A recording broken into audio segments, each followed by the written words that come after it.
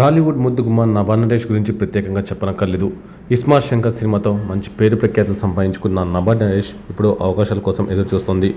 అందంగా ఉండడం అంటే తన దృష్టిలో ఫిట్గా ఉండడం అని చెప్తోంది నభా నరేష్.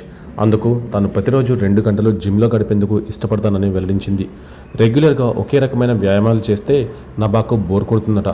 అందుకే వారానికి ఒకసారి కోచ్ సహాయంతో కొత్త వర్కౌట్స్ చేస్తానని తెలిపింది.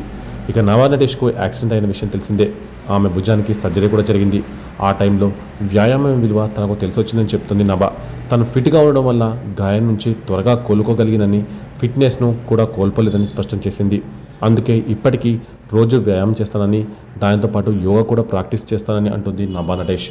ఇక ప్రస్తుతం స్వయంభూ సినిమా చేస్తున్న నభా నరేష్ ఓ మంచి మర్డర్ మిస్టరీ కథలో నటించనుందంటూ మనసులో మాట బయటపెట్టింది. ఇక ఈ అమ్మడు సోషల్ మీడియాలో చాలా యాక్టివ్గా ఉంటుంది.